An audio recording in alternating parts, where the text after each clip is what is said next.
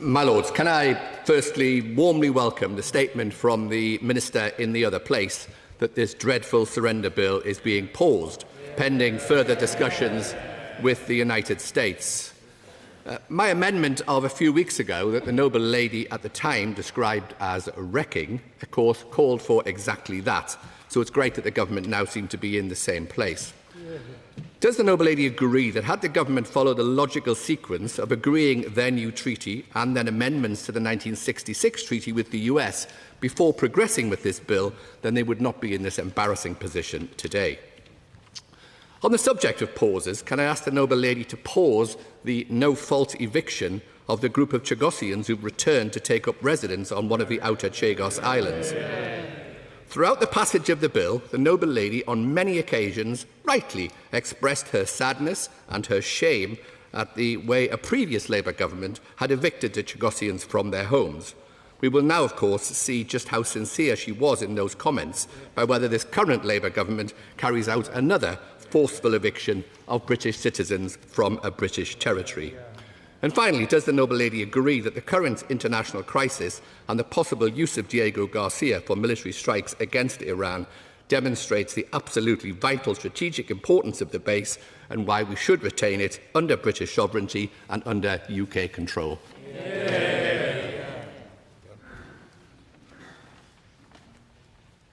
My Lords, the people who have found their way to some of the outer islands should not be there. It is not safe for them to be there. They do not have permission to be there. It is not legal for anybody to visit those islands without a permit. They do not have such a permit and they should leave immediately. It is deeply irresponsible that they are encouraging others to join them, and there is a risk to life in doing so. I hope that they leave of their own accord safely but promptly. The noble lord is right that this base is of vital strategic importance. It is an expression of our incredibly close security and defence relationship with the United States, which is why we've gone to such lengths to secure the future of the base. Note the fact that Conservative MPs, Nigel Farage and Tommy Robinson, all who proclaim to love their country, actively undermine it when they're in the State Department and the White House. It is, however, necessary now, given the statement of President Trump, for us to be presented with what would be a binding decision of the United States with our key ally with regards to the use of the military base. But if there is a pause, then will the Minister agree that this is an opportunity to put a statutory right for the Chagosian community with regards to resettlement, for there to be active participation of the Chagosian community on decisions that affect them, and for there to be greater clarity on the value for money of our taxpayers if there is to be a treaty, long-term treaty, and for there to be greater role of this Parliament in holding any government to account over the lifetime of that treaty? I think it's very important that we lay out clearly the costings and the value for money points are answered, and I'm happy that the government has committed to doing that and will continue to. On the participation of Chagosians, I mean, we have discussed this at great length in the past and for very good reason. And I think we are able to find ways, together with Mauritius, to make sure that Chagosians are properly represented and are able to exert the influence that they, within the treaty, around the trust fund, around their ability to resettle in the future and who's entitled to do that, and all of these issues. And I think it's probably a good idea for us to continue those conversations to make sure that that is done as well as it possibly can. On the stability of the US position, I take the point. We had secured very clear and firm support for the deal from Secretary Rubio, from President Trump. We continue to have close, intense conversations with our dearest allies and partners about the consistency of this decision in order that we may be able to move forward with this treaty, which, as I've said, secures our ability to operate together with the United States from Diego Garcia. Very point, but the Minister said on 12 occasions, and I got a list of them, that the treaty can only go ahead with US support. Well, the US President said last week that this is a blight on our great ally and that the UK should not give up Diego Garcia. The following day, the President's senior press officer, Caroline Levitt, was asked by the BBC whether the President's statement was now official policy, and she said it certainly was official policy. So can the Minister tell the House what is her plan B? Well, our plan is to proceed, as I've said, which is to speak with our friend, allies, partner, close friend in Washington to establish a stable position here, because it is true, and I have said repeatedly, and it's good to know he's been listening and counting so assiduously, that this is all about securing the base for the United Kingdom and the United States to operate together. Would the noble lady, the Minister, agree that the imperative about what happens to the base is the national security of this, our country, not only for those of us sitting here in our generation, but in the generations to come in the next 100 years or so? And would she agree that noises off can be distracting and misleading, and that at the end of the day, we have to make up our own minds?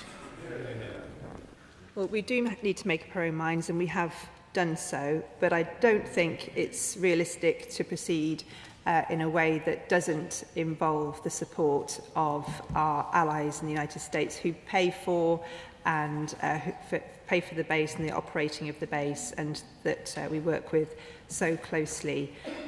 But he is right about noises off, and sometimes you do have to wonder about the motivation of some of those conducting themselves in that way.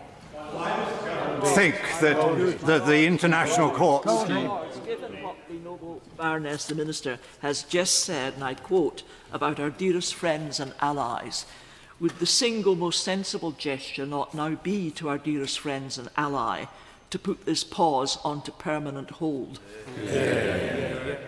Well, the noble lady will forgive me for not wanting to disclose in this forum the very detailed nature of the conversations that we're having with the United States, but I think it's not for any of us here to tell each other what the best thing to do for the United States would be. It is up to them to talk to us privately at this stage about how it is that we should be proceeding to secure the base.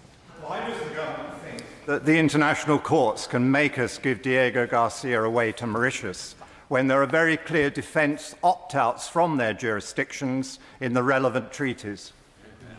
Well, I mean, it's good to see the noble lord here in his place. He hasn't been part of the discussions we've had up to now. If he had been, I think he might have found some useful exchanges across this chamber on that very topic. I mean, I am genuinely fascinated we think there is a legal basis for the decisions we've made, and although Lords opposite may disagree with that, there is at least consistency in our position. I'm genuinely fascinated about what the previous government thought it was doing, negotiating around a dozen times, if, as it maintains now, it thought that there was no legal jeopardy around the future of the base. No. We'll hear from Baroness Foster next. I did say the last time we debated this issue, as the noble lady probably remembers, that there were consequences to ignoring the voices and indeed the rights of self-determination of the Chagosian people. We now found ourselves in a situation where they've taken matters into their own hands and have gone to the archipelago. Surely it is now long past the time when we need to kill this treaty. I mean, I do respect the noble lady's steadfast support for the Chagosian communities, but as she will know, there isn't one single view among Chagosian community or Chagosian groups, and there are several which support this new agreement. It is not good that people have found their way to this remote island, which is not suitable for habitation. They are putting their own lives at risk, and I think, more importantly, encouraging others to put their lives at risk too, and they should leave promptly. May I just correct the Minister? It's the My Lords, on the 5th of January, when debating the Diego Garcia bill, I asked the noble lady, the Minister, this question: is there any legally binding agreement between the UK and the United States that is, United States, will continue its use of the base or have need of its use for the 99 years duration of the treaty. The noble lady didn't answer then. Perhaps she could answer now, because it seems the UK should be aware and assured that the United States is committed for the whole length of the treaty, the 100 years. It is very important that we have an agreement with the United States about the continued use of this space, because it matters so much to our security. The United States feel the same about it. There is no difference between the United Kingdom and the United States about the need to continue to have that base and to operate it together. We are in complete agreement on that. Where we are having to talk to them now is about the nature of that agreement and about these issues around sovereignty. We will do that, and we will get these issues resolved so that we can move forward.